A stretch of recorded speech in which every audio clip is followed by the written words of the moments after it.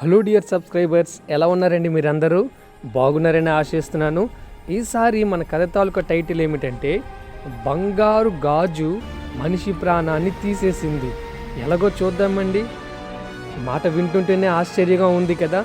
ఎలాగో చూద్దాం. మన క్యాప్షన్ ఏమిటంటే మనుష్యులను నమ్ముకొనుట కంటే దేవుని నమ్ముకొనుట మేలు. మనం ఇప్పుడు కథలోనికి వచ్చేద్దాం.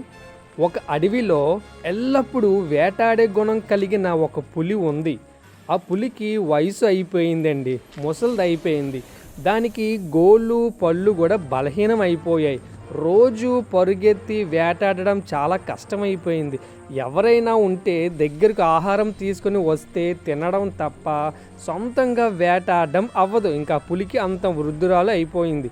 ఆ పులి ఒకరోజు నదీ తీరాన్న అలా తిరుగుతున్నప్పుడు ఎవరు దొరుకుతారో నాకు ఇప్పుడు అని అనుకుంటున్న సమయంలో ఒక చెరువు పక్కన బాగా మెరుస్తున్న ఒక బంగారపు గాజు అంటే చేతికి వేసుకున్నది, బ్రేస్లెట్ అని అర్థం. బంగారపు గాజు చూసింది, కనిపించింది. వెంటనే వెళ్ళి ఆ గాజును తీసుకుంది. ఆ గాజు ఆ పులికి ఎందుకు పనికిరాదు, వేసుకోవడానికి పనికిరాదు, తినడానికి పనికిరాదు. కానీ పులి తన తెలివితేటలు ఉపయోగించి దానిని ఆధారం చేసుకొని ఈరోజు ఆహారం సంపాదించాలని అనుకుంది. అలా ఇటు అటు దిక్కులు చూస్తుంటే ఒక చెట్టు క్రింద మనిషి కూర్చుని ఉండడం కనిపించింది. ఆ మనిషిని చూస్తే పులికి చాలా నోరూరిపోయింది. దగ్గరకు వెళ్తే ఆ మనిషి పారిపోతాడేమో అన్న భయంతో కొంచెం దూరంగా నిల్చుని ఆ మనిషిని పిలిచింది. మనిషి పులిని చూసిన వెంటనే షాక్కు గురయ్యి పారిపోవడానికి రెడీ అయిపోయాడు. వెంటనే ఆ పులి తన దగ్గర ఉన్న గాజును చూపించి, ఓ మానవా నీకిది కావాలా అని అడిగింది. వెంటనే మనిషి కంగారు పడిపోయి, నీ దగ్గరకు వస్తే నువ్వు నన్ను తినేస్తావు, నేను రాను అని అన్నాడు. వెంటనే పులి, నిన్ను చూస్తే యవ్వనస్తుడిలా ఉన్నావు, బలంగా కనిపిస్తున్నావు, నీకేడి తక్కువ, నీకు నేనంటే భయం ఎందుకు, నేను చూడు ఎంత ముసలిదానిని అయిపోయానో అని చక్కగా పలికింది. ఈ మాట వినగానే మనిషికి చాలా ధైర్యం వచ్చేసింది. ఈ పులి నన్నేమీ చేయలేదు అని విర్రవీగి పులి యొక్క గుణం తెలుసుకోకుండా ఆ బంగారు గాజుని సంపాదించుకుందామన్న మోజుతో దురాశతో పులి దగ్గరకు వెళ్ళిపోయాడు. వెంటనే పులి ఆ మనిషి మీదకు దూకి అతన్ని చంపి తినేసింది. చూసారండి ఎంత ఘోరం, ఎంత విషాదం. కోరుండి ప్రాణం కోల్పోయాడు అన్యాయంగా ఈ యవనస్తుడు. ఆశ దురాశ దుఃఖానికి చేటు. ఇప్పుడు కథ వివరణలోకి మనం వచ్చేద్దామండి. ఇలాంటి నమ్మక ద్రోహం చేసే పులి లాంటి గుణం కలిగిన వారు చాలామంది ఉంటారు. ప్రతి కుటుంబంలో, ప్రతి రక్త సంబంధికులలో, ప్రతి బంధువులలో, ప్రతి స్నేహితులలో, ప్రతి ఇరుగు పొరుగు వారిలో కూడా ఉంటారు. ఇలాంటి వారు వారి ఆకలి తీర్చుకోవడానికి, వారి కుటుంబము తాలూకు ఆకలి తీర్చుకోవడానికి ఎదుటివారిని చంపడానికి కూడా వెనుకాడరు. అనగా ఇతరులకు కుటుంబం ఉంటుందని, వారికి పిల్లలు ఉంటారని, వాళ్ళకి ఫ్యామిలీ ఉంటుందని కూడా ఆలోచించకుండా వారి పరువు తీయడానికి, వారికి బీపీ రైజ్ అయ్యేలా చేసి నానా మాటలు మాట్లాడి వారికి హార్ట్ స్ట్రోక్ తెప్పించి చంపడానికి కూడా వెనుకాడరు. హార్ట్ స్ట్రోక్ వస్తే ఎలాగైనా మనిషి చనిపోతాడు ఆ టెన్షన్ పెట్టేసుకొని. గనుక మోసపోకుండా ఉండడం అనేది మీ బాధ్యత. మోసపోతే తప్పు మీదే అవుతుంది. ప్రియ సహోదర సహోదరి, ఎవరిని సులువుగా నమ్మి మోసపోవద్దు.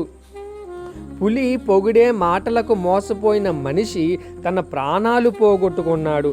ఇలా పులిలా నమ్మకంగా పలికేవారు చాలామంది ఉంటారు. మొదట్లో అందరూ మృదువుగా, నమ్మకంగా, ధైర్యం కలిగించేలా మాటలు మాట్లాడతారు. నమ్మి మోసపోయారో అంతే, మీ ఆస్తులు అమ్ముకోవాల్సిందే.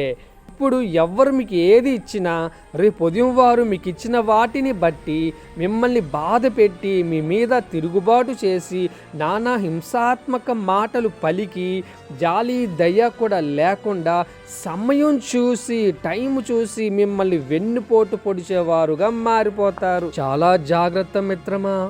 మాయ మాటలు అనే బుట్టలో పడిపోయి ఇరుగు పొరుగు వారి చెప్పుడు మాటలు విని నమ్మకూడని వారినే నమ్మి మోసపోకూడదు.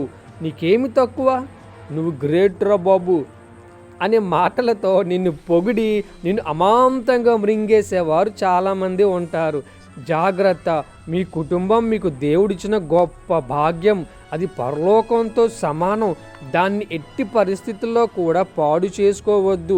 ఆ అధికారం దేవుడు మీకు ఇవ్వలేదు. మీ కుటుంబాన్ని మీరు పాడు చేసుకునే అధికారం దేవుడు మీకు ఇవ్వలేదు.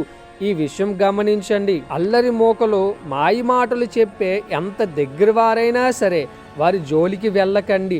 మీ కుటుంబాన్ని మీరే రక్షించుకోండి. లేదంటే మీతో పాటు మీ ఇంటివారు జీవితకాలం గోడ మీద ఫ్రేమ్స్లో ఉండాల్సిందే.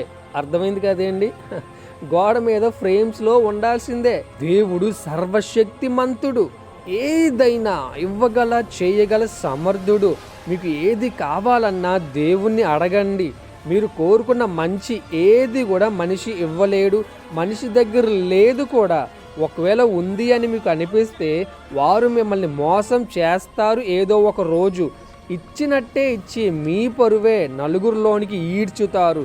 వారు ఎంత అనుబంధం గలవారైనా సరే వారి వలలో చిక్కుకుపోకుండా మిమ్మల్ని మీరే కాపాడుకోండి. లేదంటే అన్నీ అమ్ముకోవాల్సి వస్తుంది. అది దేవుని శాపమే కానీ దేవుని దీవెన కాదు. ఇప్పుడు బైబిల్లో రాయబడిన ఒక మాట చూద్దాం. కీర్తనల గ్రంథము 118వ అధ్యాయము 8వ వచనము. Psalms 118 8th verse. అక్కడ ఏమని రాయబడి ఉందంటే, మనుష్యులను నమ్ముకొనుట కంటే యెహోవాను అనగా దేవుని నమ్ముకొనుట మేలు. నిజమే, మీ ప్రతి అవసరత దేవుడే తీర్చగలడు. మనిషి వల్ల కాదు, మనిషి తీర్చలేడు కూడా. మనిషి తీరుస్తాడు అని అనుకుంటుంది నీ భ్రమే. మీరు మనిషి మీద ఆధారపడడం మొదలు పెడితే మనిషి మిమ్మలను మీ కుటుంబాలను మోసం చేయడం ప్రారంభిస్తారు. అదే మీకు అంచనా. మీరు వారిని గుడ్డిగా నమ్మడం ప్రారంభిస్తే వారు మిమ్మల్ని మోసం చేయడం ప్రారంభిస్తారు. ఒకరోజు మీరు నమ్మిన వారే, మీరు ఎవరినైతే నమ్మారో వారే మిమ్మల్ని హేళన చేసి నవ్వుల పాలు చేస్తారు. కానీ దేవుడు ఎప్పుడూ కూడా ఇలా చేయడండి. ఎందుకంటే ఆయన దేవుడు, మనమంతా ఆయన బిడ్డలము.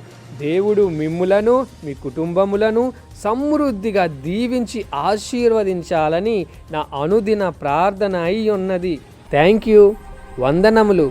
మరి ఒక ఆసక్తికరమైన కథతో వచ్చేసారి కలుసుకుందాం. ఈ స్టోరీ మీకు నచ్చినట్లయితే లైక్ చేయండి, షేర్ చేయండి, అనేక మందికి షేర్ చేయమని చెప్పండి. మీరు సబ్స్క్రైబ్ చేయండి, అనేక మందికి మీ తోటి వారికి కూడా సబ్స్క్రైబ్ చేయమని చెప్పండి. నన్ను ఆశీర్వదించమని మనవి చేస్తున్నాను. బాయ్.